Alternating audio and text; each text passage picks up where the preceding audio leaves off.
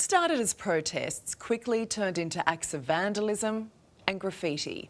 Then, firebombing. Well, now we're at terror level. Tonight we speak to a Jewish leader who's been personally targeted. He says his community is at breaking point after a caravan was found with explosives inside and a suspected hit list. But first, we're joined by crime editor Simon Boda. Simon, you've learnt more about what police found inside that caravan. Ali, I have, and what I've learned is even more disturbing than what it's been to this point. I'm told there were 40 sticks of power gel. Now, power gel is a nitrate-based commercial explosive. It's used for heavy explosions, it's high impact. It's used a lot in the mining industry for moving earth. It's used a lot to create roads. Interestingly, a homemade version of the same product, and they call it ANFO, homemade version of ANFO was used in the federal building Oklahoma bombing back in 1995, which left 168 people dead.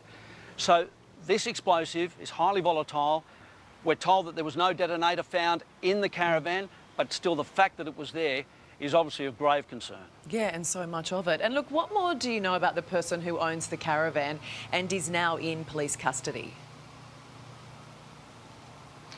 Ali, I've been told today that he was arrested back in December. He's been charged with goods in custody, which is basically having stolen property in his custody, and also possessing a prohibited weapon. Now, Ali, I'm told that he will be facing court on those charges on March the 3rd, but I'm sure the police are very, very eager to talk to him about how this caravan has ended up where it is, why there are explosives in it, because that is key to this whole counter-terrorism investigation. Yeah, and some it's becoming apparent, though, that those arrested aren't the masterminds here. Any idea who he is? And what about this talk that the Jewish community is somehow involved and set it up?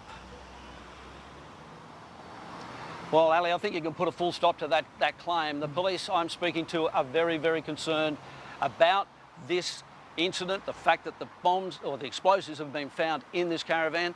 I think what we're looking at here could even have, it's similar to organised crime where they pay underlings to perform certain functions while they stay clear of it. I think that's going to be one of the lines of inquiry by the counter-terrorism team, which is now numbering 100. And earlier today I had the chance to speak to the Police Commissioner, Karen Webb. It's a real escalation and a real concern, obviously, to us. We are treating it at its highest level. I haven't seen anything like this in my career for years and years, to be frank. Yep. So it's a nasty turn of events. A police commissioner under the microscope. Are you any closer to establishing who's behind this caravan? I know 2 people have been arrested on the periphery. Yes. Any closer to establishing who's behind it? We've identified the owner, and the owner's currently in custody on an unrelated matter. So it's really all subject to investigation at the moment. There's probably more questions than answers, really. Was it intended to be found? Was it intended to be used? Or was it intended to be picked up by someone else? Exactly. And that's just at least 3 theories. And there are many more. And I think the point is that we need to just work through each of those as options. And should never just go down one hole and think that that's what's happened. We really need to explore all avenues till we really understand and get to the bottom of it. Last night, there was another spate of anti-Semitic attacks across Sydney. Will you be looking at, and is it something you will be considering, ramping up patrols of Jewish establishments? We're not static, because what we've found is that they've moved their target. So sometimes it's a Jewish school or a synagogue, but other times it's a business that's affiliated. So very difficult to maintain 24/7 static, but we're certainly 24/7 mobile. And our high visibility model is that over 300 taskings per day, which means police get out of the car, patrol, talk to the occupants of the community for that presence and reassurance, and for anything that looks like suspicious activity. Do you feel or do you fear that this could be an orchestrated series of attacks, anti-Semitic attacks? Well, certainly we can't discount that either. We've charged we've charged 10 people, and we can't rule out that someone else is orchestrating some or all of those activities, and we can't discount that some or all are not linked either. Every single piece of evidence, every witness, every CCTV Every piece of information that comes forward, we have to pursue every line.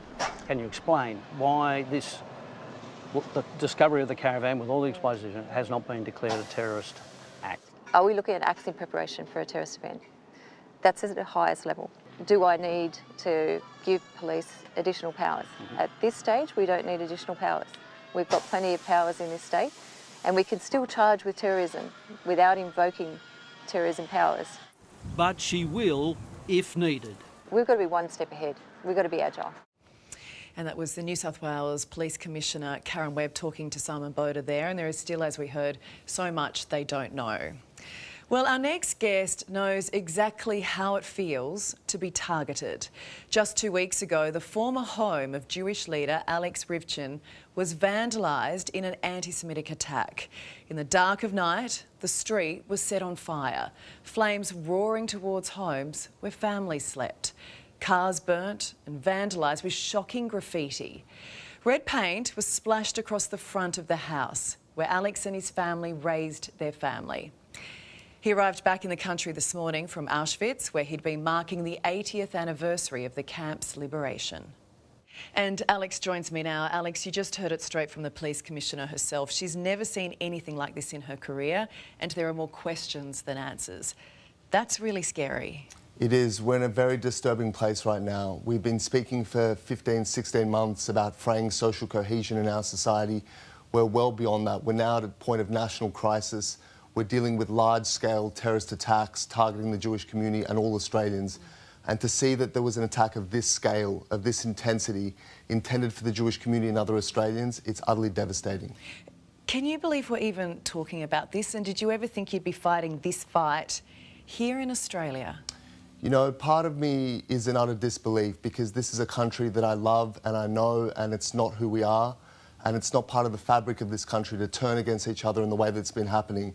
But at the same time, knowing the history of anti-Semitism and the history of the Jewish people, this is exactly how it happens. And we've seen this play out over and over again, this progression from a dehumanisation of the Jewish people to then acts of violence and evil rhetoric, and now we're seeing things burning. And we saw 16 months ago the cries on the street of F the Jews, and now those same words are being daubed on burning buildings.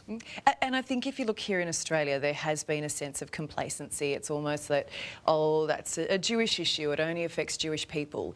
But if you look at this caravan, had that gone up, you are looking at a huge blast zone and mass casualties. It would have been a devastating thing, and it would have been the worst terrorist attack in the history of this country.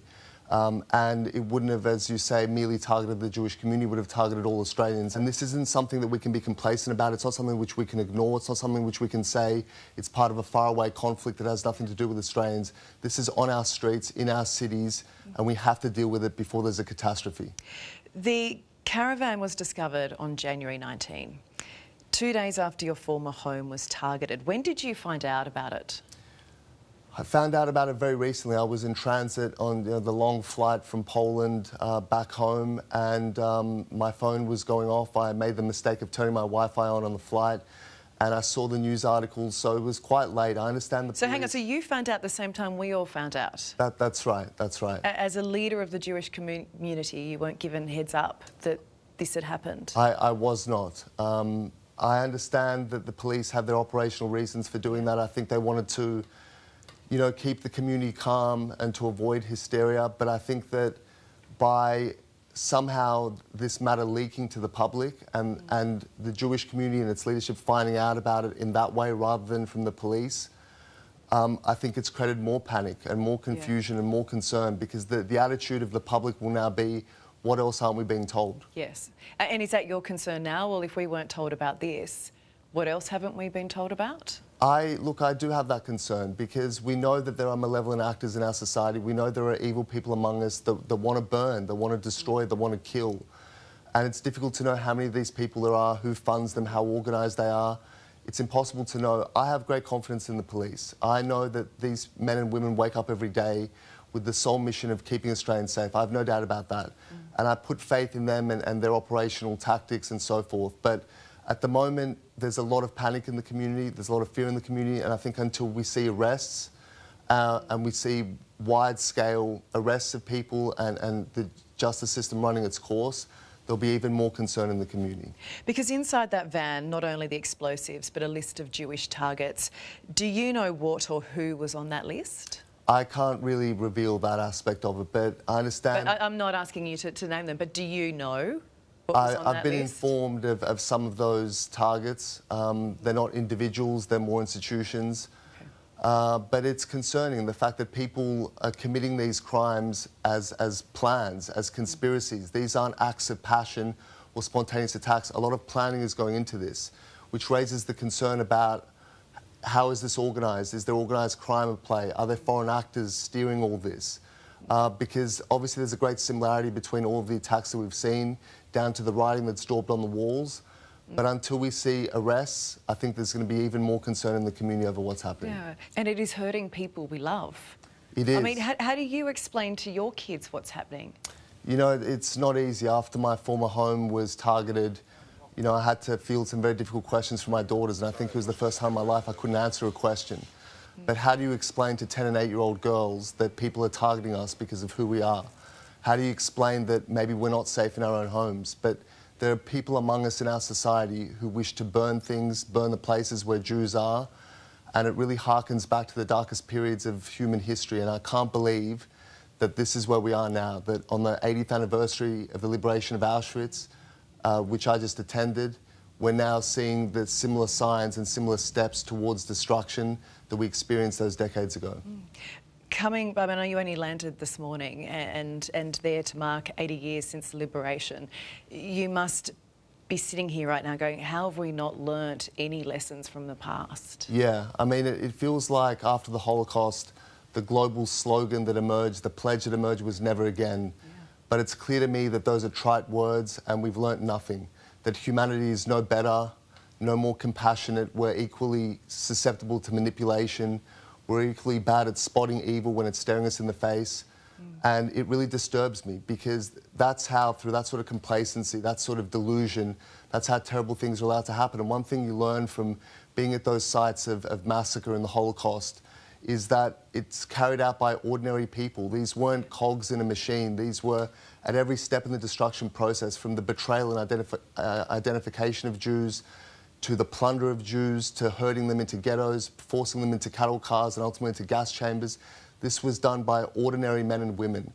And all it takes is for a few evil people to do something and the majority to stand by, and terror reigns, and that's where we are now in our own society. So we're in a very dark place right now, and we have to learn those lessons of history. And society might be complacent, but I can tell you the Jewish community is not complacent. And I've returned from Auschwitz even more determined to raise the alarm, to speak to the people of this country, the good and decent, and say, don't let us go down this path. Don't betray the Jewish community. We can't become like this. Has the Prime Minister been strong enough on this issue? I think the time for the Prime Minister and his government was early on in the piece, immediately after October 7, when there were people on the streets of our cities celebrating those atrocities, seeking to globalise the Intifada, which were the chants they were using. And at that time, the government was flat-footed. They weren't strong enough. They found excuses for these people rather than condemning them. And that allowed more and more extreme actors to enter the political fray because there was that vacuum of leadership. And now we're in a situation where it's almost beyond the control of the government. I think the government has lost control of the situation. It's now a matter of law enforcement and national security. But in terms of rhetoric and leadership from the government, I think that time has long passed. And I think, you know, our heart goes out for your community. One of my great mates, she told me the other day she took down the Jewish scroll on her front door because she doesn't want her home and her kids targeted, that she wakes up in the morning and talks to other mothers about whether or not they send their kids to school that day. These are conversations, sadly, that the Jewish community has been having for 15, 16 months now, and it's a travesty that in our Australia, in our great free country, that a segment of society needs to have these conversations about whether they have a future in this country, whether this is the time to get out of this country. It shows a failure on a scale that I don't think we can truly fathom. But, you know, it's heartbreaking, and I think the Jewish community has held up remarkably well under enormous strain all this time. And I've seen this renewal of Jewish pride, a determination to stand tall and firm and resilient in the face of those who wish to drive us from the society. But I think every community has their breaking point, and when we see these organised acts of terror, when we wake up every single morning and see new targets attacked, new buildings daubed, new graffiti to terrorise and menace us, and now this large-scale terror plot which would have, like I said, devastated this country, it's really heartbreaking and it's really unsettling. And I'm so sorry that this has been allowed to happen in our country, that a section of our community has felt this unsafe. Thank you. Look, I know that the vast majority of Australians abhor what's going on, and I hear from them all the time, from people from all walks of life, just to reach out and say, we're with you, we stand with you. But I think the time for the quiet Australians has passed. We need a vocal national movement of the good and decent, which is the overwhelming majority of this country, to stand up and say, not in our name and not in this country. Because we like to say it's not who we are, it's not Australia, but after a while, if this behaviour keeps repeating itself, it does become who we are. So we're at a turning point, an inflection point in our history, I believe, and what we do in the coming days and months, I think, will determine the future of this country. Yeah, I think we need everyone to feel safe, and I think what you've just highlighted there, we can actually all help. Thank you, Alex. Really appreciate your time. Thank you so much. Thank you.